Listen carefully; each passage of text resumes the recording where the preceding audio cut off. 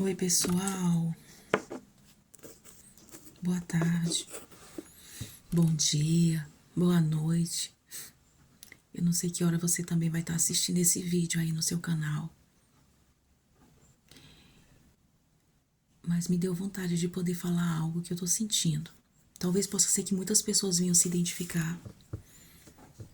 Eu tô pedindo muito para Deus me dar inspiração para falar sobre esse assunto, porque envolve um pouco da minha história de vida, do meu testemunho. Lá no capítulo de Provérbios, capítulo 1, no capítulo 1 de Provérbios, no verso 8 diz: Filho meu, ouve o ensino de teu pai e não deixes a instrução de tua mãe. Bem que tem tudo a ver com os 10 mandamentos, né? Honrar pai e mãe. Então assim, o tempo todo Deus de alguma forma fortalece isso na sua palavra o tempo todo também. Só que chega um momento que a gente chega à fase adulta e a gente precisa fazer escolhas, sair de perto dos pais, como Abraão fez. E talvez essa mensagem ela não venha se voltar necessariamente só para a questão de honrar pai e mãe, mas também fazer com que os pais, as mães, sejam eles biológicos, sejam eles adotivos, que se atentem para as dores dos seus filhos. Eu queria falar no sentido zeloso, amoroso. Você, pai e mãe, que pegou uma criança para criar e um dia ela resolveu sair de perto de você, seja por qual motivo for. Continue a desenvolver o seu papel como um pai, como uma mãe. Não abandone essa criança, esse jovem que saiu de perto de você, para que ele não perca esse contato, porque é muito doloroso depois, lá na frente, tentar resgatar isso. Por mais que você tenha proporcionado uma boa educação de berço, mas se um dia o seu filho sair de perto de você,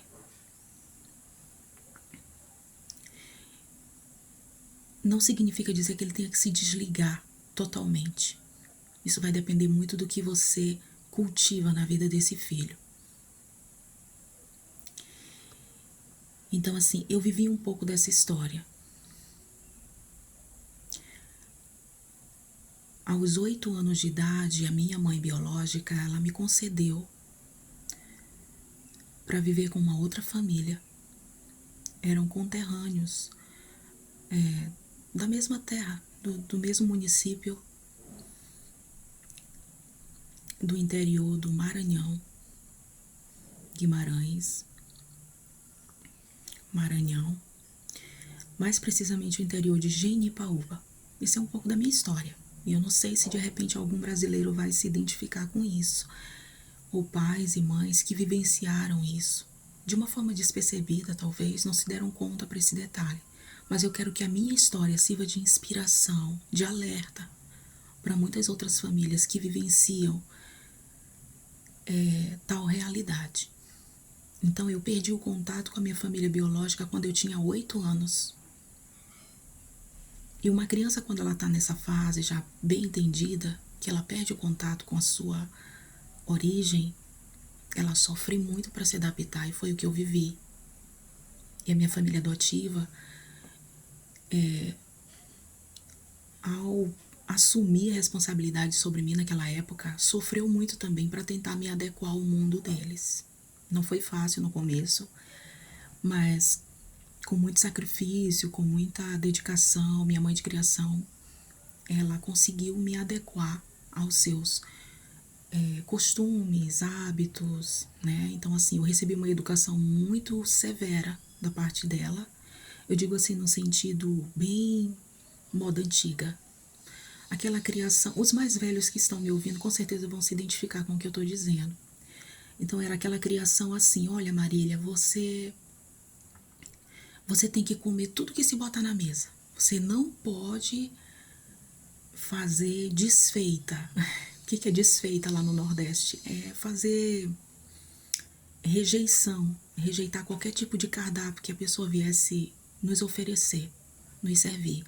Então ela sempre dizia para mim, um dia que eu levar você para casa de alguém como visita, e você for me acompanhar na casa de alguém, e esse alguém vier nos oferecer qualquer coisa, seja grata e respeite aquele ambiente, aquele alimento que está sendo servido, porque muitas das vezes era aquilo que a pessoa tinha para nos oferecer como uma forma de ser cordial. Sabe, a mesma coisa de alguém chegar na sua casa e você ter que fazer um café, um chá para receber alguém e querer ser simpático com a pessoa. Lá no Nordeste tem muito isso. Eu não sei se aí na sua cidade é assim.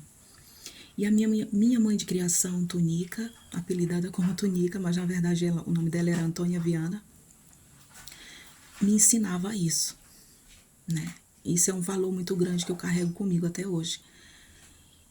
Então, ela sempre dizia isso pra mim, e às vezes ela dizia assim pra mim também, um dia você vai me agradecer. Eu lembro que uma vez eu fui visitá-la no hospital e eu disse isso pra ela, né? A senhora lembra o dia que a senhora me ensinava tais coisas e eu achava que era muito severo, que era muito dolorido. E depois eu fui compreender, a vida foi me ensinando, eu fui compreendendo. E eu cheguei a agradecê-la e disse pra ela, eu vim aqui hoje porque a sua fala foi bem profética, né? A senhora falou que um dia eu ia lhe agradecer e eu vim lhe agradecer. E eu vi que ela balançou a cabeça e disse assim, que nada. E eu fico muito feliz por hoje eu estar relatando isso aqui a você, que é pai, que é mãe, que pegou uma criança para adotar. Querido, ame como se fosse sua. Marília, eu tenho um filho biológico, eu resolvi adotar uma criança, um jovem, um adolescente. E acontece muito da gente não ter o mesmo nível de amor que a gente tem pelo nosso filho biológico. Querido, ame na mesma proporção, porque o Senhor disse que nós devemos amar. Amar o nosso próximo como a nós mesmos. Oh, meu Deus. Desculpa, gente. Então, assim, aos 17 anos eu decidi sair de perto da minha família adotiva. Foi uma fase bem turbulenta na minha adolescência e que eu tomei a iniciativa de sair de casa. Eu só não esperava que eu iria perder esse contato de uma forma quase que definitiva. Eu esperava que a minha família, de alguma forma, minha família adotiva, fosse manter isso, esse elo, essa comunicação, essa proximidade, porque de alguma forma eu carrego uma história muito profunda, né, com eles. Isso ficou enraizado dentro de mim. E eu não fui compreendida nesse sentido, quando eu precisei, de alguma forma, buscar apoio e eu não tive uma reciprocidade. Então, queridos, eu não estou querendo dizer que a minha família fez isso comigo propositalmente, talvez eles nem perceberam, né? Acharam que, enfim, eu rejeitei, mas eu só era uma adolescente, eu só tinha 17 anos, eu estava me tornando, virando, passando por uma fase adulta e não foi nada fácil para mim. Então, quando eu voltei para a família adotiva, foi um choque muito grande. Eu já falei isso para algumas pessoas e hoje eu estou tendo a oportunidade. Tá chovendo, gente, aqui em Porto Alegre. É maravilhosa a chuva. Pode chover. A capa do travesseiro ficou lá fora. Não tem problema. Enfim, o sol vai raiar outra vez e ele vai ter a oportunidade de secar. Então, gente, isso mexeu muito comigo, porque eu tentei buscar esse apoio e não consegui. Talvez porque eles não compreenderam essa minha necessidade. E tá tudo bem. Mas se você que é filho e você que é pai e mãe já viveu uma história semelhante, o seu filho sair de casa, ele estando na condição de adoção, e um dia ele pedir para voltar, ou mesmo que ele não queira voltar, mas que você continue a desempenhar o seu papel com amor, com amorosidade, com respeito. Por quê? Porque por mais que eu tenha saído de perto da minha família adotiva aos 17 anos, eu continuei a colocar em prática todos os ensinamentos que a minha mãe de criação me possibilitou ter. Eu sou muito grata a isso, porque isso me fortaleceu muito. E quando eu saí de perto, eu comecei a ter contato com a igreja, com os irmãos na fé. Então, assim, com a minha família biológica eu também não consegui me adaptar, porque é como se houvesse um choque de cultura. Então eu fui criada em um lar de uma forma, eu perdi um contato com a biológica lá nos 8 anos, aos 17 eu tentei retornar para a biológica. Quando eu retornei, era uma vida muito diferente da qual eu levava. Eu morei 2 anos, mais ou menos, consegui um emprego, aí resolvi deixar a família biológica. Dali por diante eu tentei viver a minha independência, a minha fase adulta, tentei investir em um relacionamento, né? Não deu certo, e me dediquei só para estudar e trabalhar. Esse é um pouco do meu testemunho, né? E nessas minhas andanças, nessas minhas experiências, nesses desamores, né, eu me voltei para Deus. Eu conheci Jesus lá quando eu tinha meus 13 anos de idade, no segmento cristão evangélico, pela igreja Sara Nossa Terra. Muito obrigada, Sara Nossa Terra, por ter me recebido, por ter me acolhido. Muito obrigada, Laíse, professora Laíse, que me acolheu. Isabelle, que também me fez o convite para conhecer Jesus. Eu sou muito grata, independente de qualquer coisa, gente. Então, em tudo dai graças. Porque tudo, no fundo, vai nos servir como aprendizado, como experiência, vai nos proporcionar a termos maturidade para saber lidar com o que é diferente de nós, da nossa cultura. Então eu sou uma pessoa que eu me permito, né? Eu me permito a ter contato com etnias diferentes, com denominações diferentes. Às vezes eu sofro muito para tentar me encaixar no mundo do outro. E assim, isso aconteceu muito ao longo da vida, né? A gente faz um esforço muito grande para tentar ser compreendido. Eu reconheço que eu tenho algumas limitações no termo de adaptação e no termo de raciocinar no mesmo nível que outras pessoas. Eu reconheço isso. Eu não sei como nomear isso de uma forma concreta.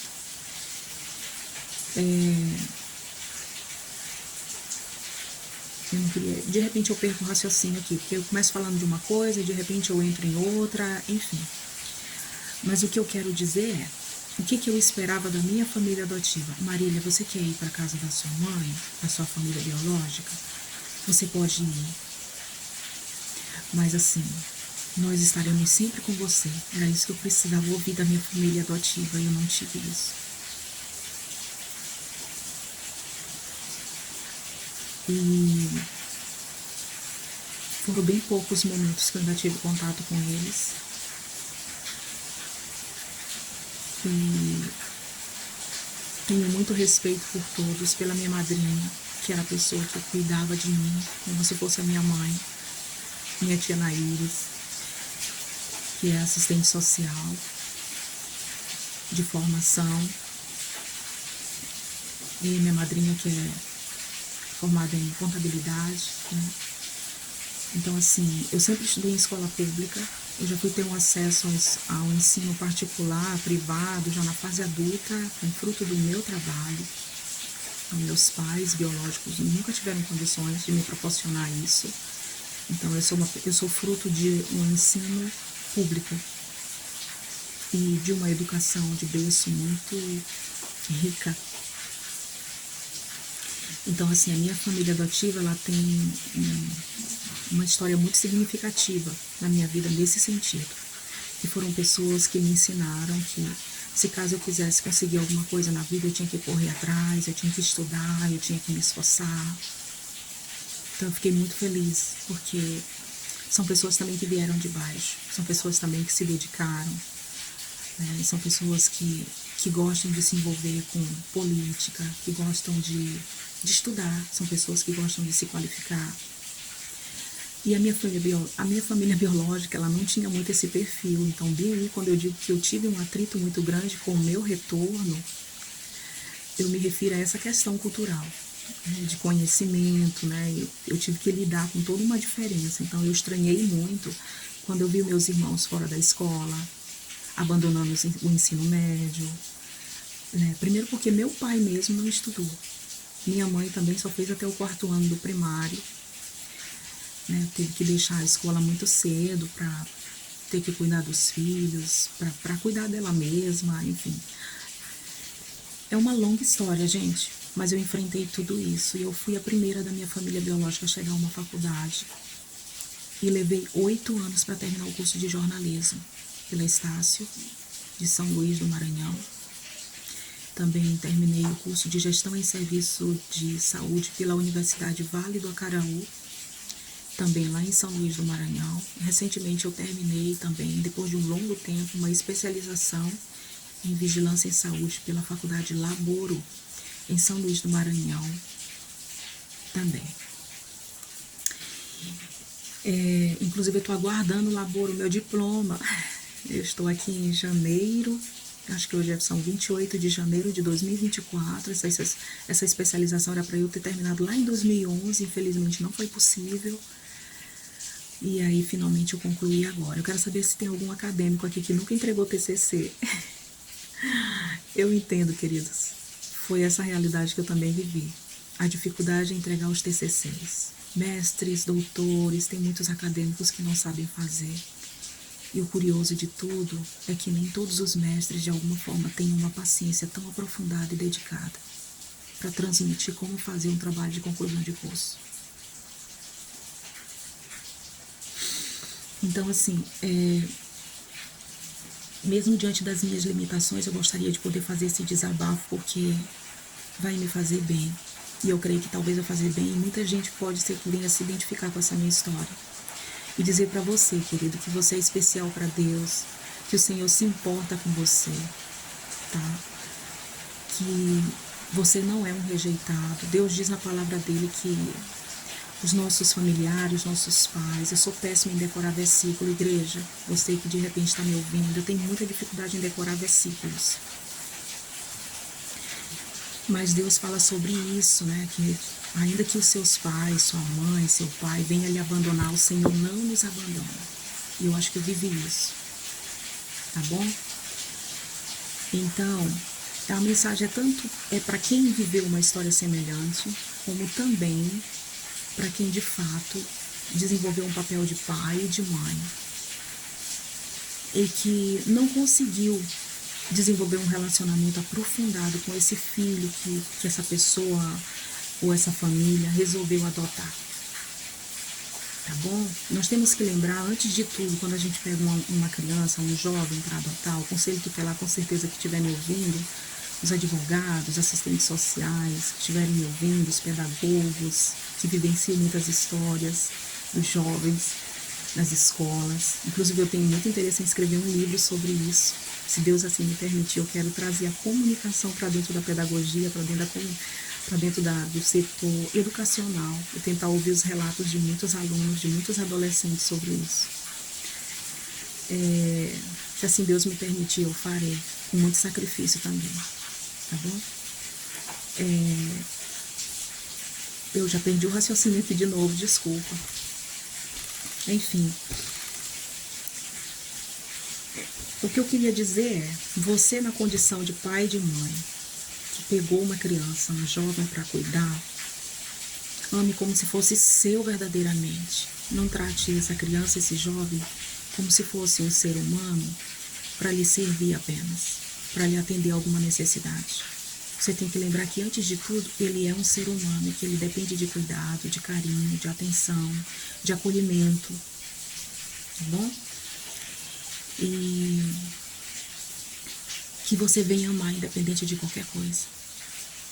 Que você faça a diferença na vida de um jovem. Que você agregue valor à vida de um jovem, à vida de uma criança, para que futuramente ela saiba reconhecer todos os benefícios que a sua educação na condição de pai e de mãe proporcionou à vida dela. Tá bom? Essa era a mensagem que eu queria deixar aqui hoje. Que Deus abençoe você que está me ouvindo. Na medida do possível, eu estou tentando fortalecer o meu canal com conteúdos que venham edificar não só a minha vida, através do meu testemunho de vida, através daquilo que eu consigo produzir para o reino de Deus e para a vida também de outras pessoas que vivenciam histórias semelhantes à minha, ou piores, ou iguais, não sei. Mas o Senhor Deus, que sabe de todas as coisas, Ele te conhece. Você que está aí do outro lado, o Senhor te conhece. Ele sabe como é que você vive quando você vai dormir, que você bota a cabeça no travesseiro. Se é que você coloca a cabeça no travesseiro, queridos. Porque eu sei o que é ser pobre. Eu sei que tem muitos por aí que não tem onde dormir. Eu sei que tem muitos que dormem em rede. Eu sei que tem muitos que dormem no chão. Eu sei que tem muitos que não têm nem o que comer. Tá bom? Que o Senhor Jesus abençoe você que estiver me ouvindo. E dizer para você que você tem valor para Deus. Tá? Que Jesus te ama. Que Ele te vê no secreto. E é você também tem que buscá-lo. Pedir sabedoria do alto. Marília, meus pais não me entendem. Meus pais são rebeldes comigo. Eu tô falando isso aqui para um jovem, talvez, que aparentemente aos olhos de alguns pode ser rebelde, mas às vezes não é.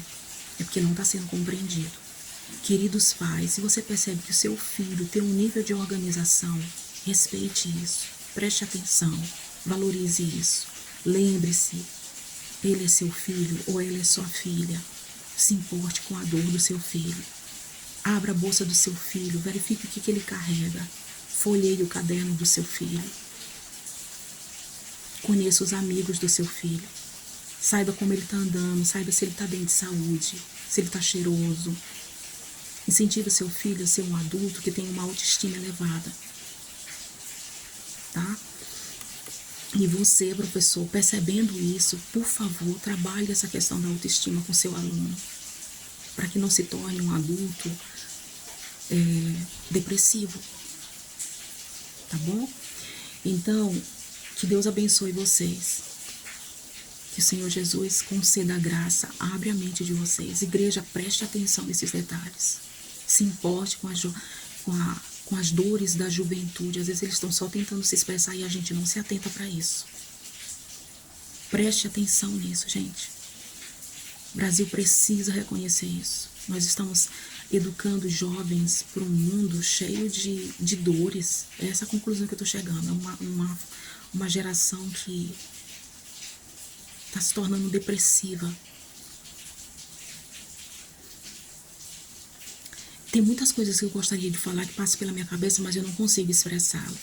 Não consigo expressar. Eu não consigo elucidar isso. Eu não consigo externalizar, muitas das vezes, o que eu estou sentindo e o que me vem à mente. Então, na medida do possível, eu vou tentar falar, talvez, sobre esse assunto em um outro momento. Enfim, na medida do possível, eu vou tentar trabalhar isso aos poucos.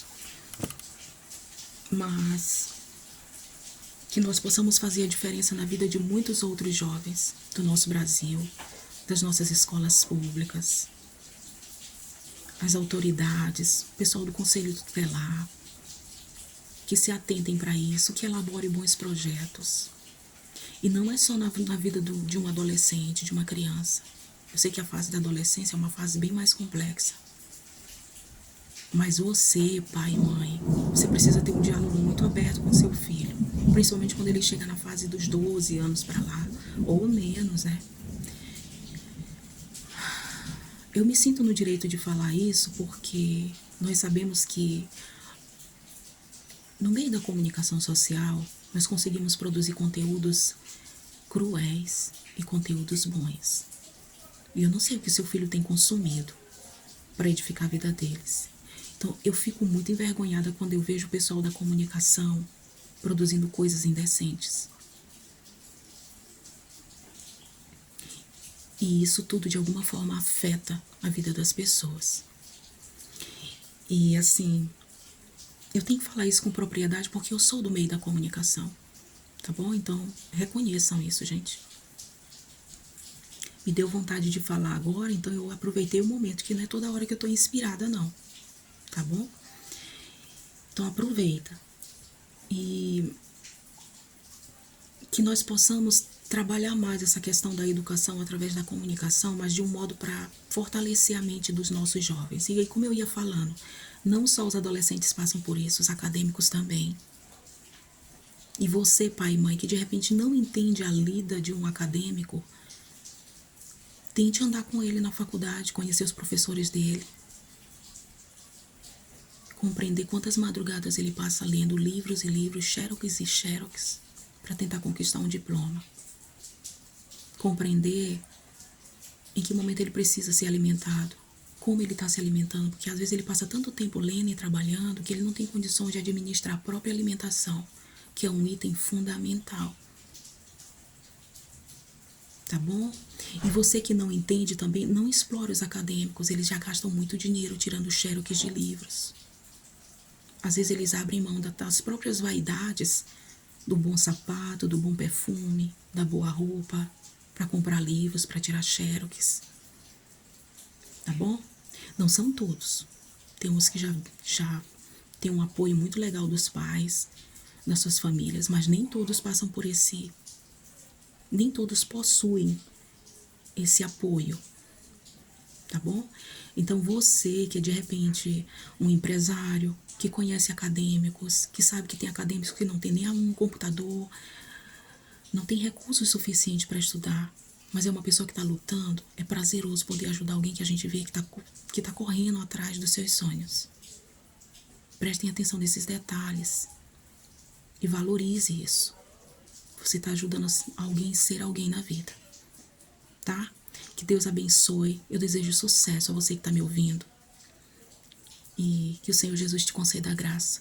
Muita, muita, muita graça e paz no seu coração, você que está aí do outro lado. Que haja cura no seu interior.